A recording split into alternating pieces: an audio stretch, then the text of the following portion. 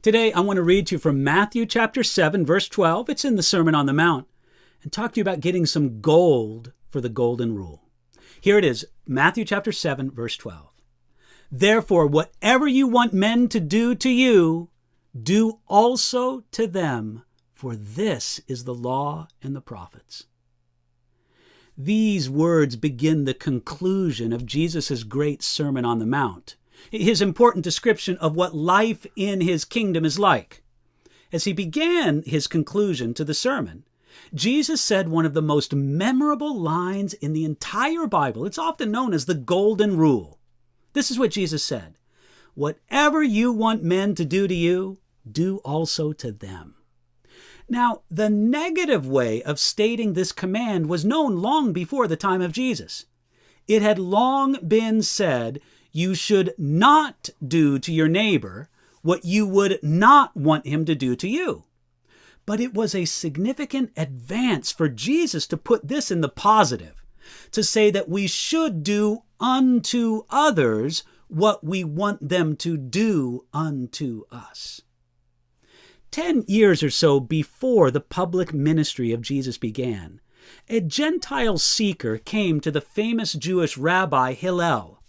The Gentile asked the rabbi to summarize the entire law of God in a short time, short enough so that the man could stand on one leg for the whole description.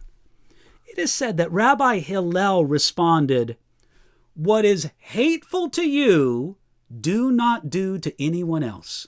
This is the whole law. All the rest is commentary. Go and learn it." So Jesus took this familiar understanding of the essence of God's law and he expressed it in a different sense, a positive sense. In so doing, Jesus made the command much broader. We might say that it is the difference between not breaking the traffic laws and doing something positive, like helping someone whose car broke down on the side of the road. Later in the Gospel of Matthew, Jesus described the judgment of the sheep and the goats at the end of the age. In that section, Matthew chapter 25, beginning at verse 31, the guilt of the unfortunate goats was that they did not do what they should have done.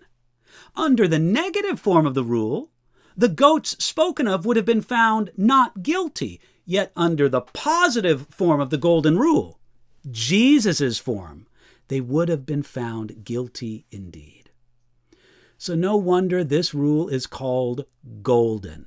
How the world would be different if people followed it. No one would steal, cheat, or lie.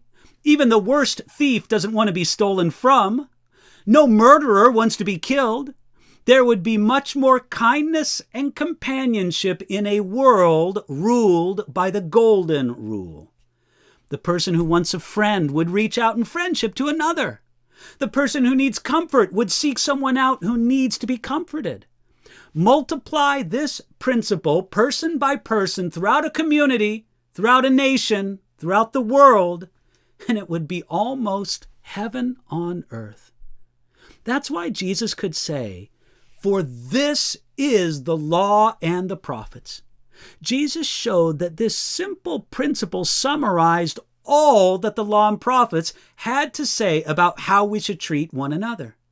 If we would simply treat others the way we would want to be treated, we would naturally obey all that the law says about our relationships with other people.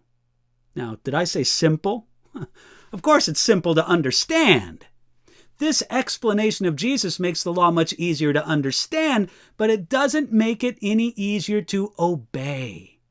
No one has ever consistently done unto others as they would like others to do unto themselves. So where do we begin with the golden rule? We should begin by asking God to forgive us for not keeping it.